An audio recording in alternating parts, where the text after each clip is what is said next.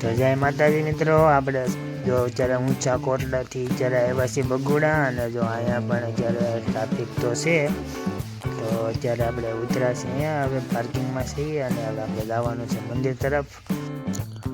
તો જો બધા હળવું અમે હાલતા થઈ ગયા છીએ મંદિર તરફ, અને આપણે જો ઊંચા કોટડાથી પ્રસાદી લઈને આવ્યા છીએ સીધા આપણે બગુડા, અને અહીંથી પછી આપણે જવાનું છે બગદાણા.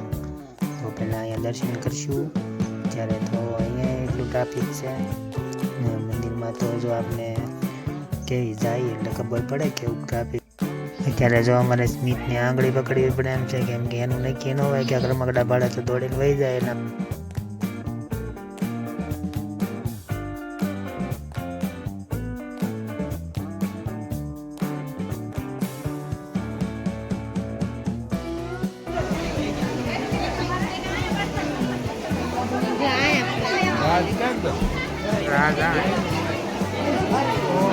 મંદિરમાં તો બહુ ટ્રાફિક છે.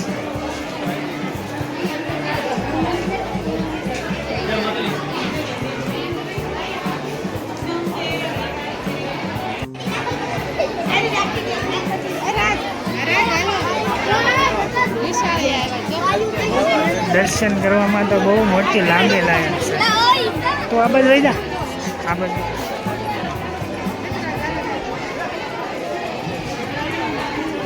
લેડીઝ જેન્ટ્સ અલગ અલગ છે.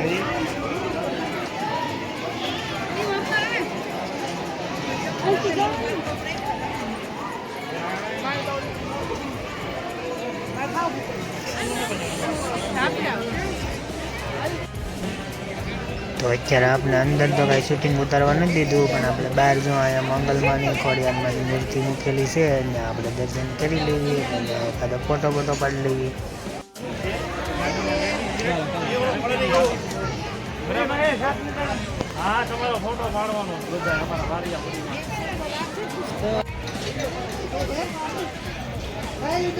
અંદર ફોટો પાડવા દેતા નથી, એટલે બહાર એટલી ટ્રાફિક છે. તો જો ફોટા પાડતા હમણાં ભટકાઈ જાય.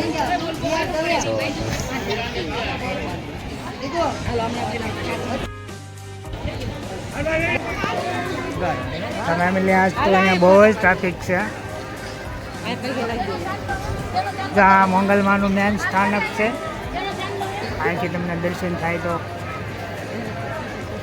કેમ કે અંદર તો વિડીયો શૂટિંગ કરવાની મનાઈ છે. જો આ બાજુ ચાનું કેન્ટીન છે, ગમે ત્યારે આવો અહીંયા ગરમા ગરમ ઘાટી રગડા જેવી ચા મળી જાય. બહુ ટ્રાફિક છે બહુ. તો અમારે સ્મિતને અહીંયા આવતા ભૂખ લાગી કે પપ્પા મારા દાળ ભાત ખાવા છે, તો અહીંયા પ્રસાદીનું ચાલુ હતું, તો એના હાટું થાળી લઈ લીધી છે એક દાળ ભાતની, અને ગાંઠિયા લીધા છે. સ્મિતે એકલા ચાલુ કરી દીધું. આ બાજુ અહીંયા આમ સારું છે, ગમે અહીંયા તમારે જ્યાં સારું લાગે ત્યાં માણસ બેસીને પ્રસાદી લઈ શકે ખુલ્લામાં. ઓલી બાજુ જે આપણે પ્રસાદીનું હોલ છે ત્યાં આ બાજુ બધી જ વ્યવસ્થા છે અહીંયા મસ્ત મજાની, અને બહુ સરસ મજાનું વાતાવરણ છે. તો હવે જો આપણે દર્શન કરીને આવ્યા છીએ બહાર, ને અહીંયા છે ડુંગરો, ત્યાં એક આંખ માતાજી છે, પણ ત્યાં હજી આપણે કંઈ ગયા નથી, એટલે આપણે કાંઈ બહુ માહિતી નથી. તો હા હતું અહીંયા મંગલમાનું બગુડા ધામ. બહુ મજા આવી, પણ આપણે જે વિડીયો શૂટ કરવા નથી દીધું, એટલે વિડીયોમાં પૂરું બતાવવાનું નથી. અને હવે આપણે જવાનું છે ઘરે. તો મિત્રો તમને વિડીયો સારો લાગ્યો હોય તો લાઈક કરજો, શેર કરજો, સબસ્ક્રાઈબ કરજો.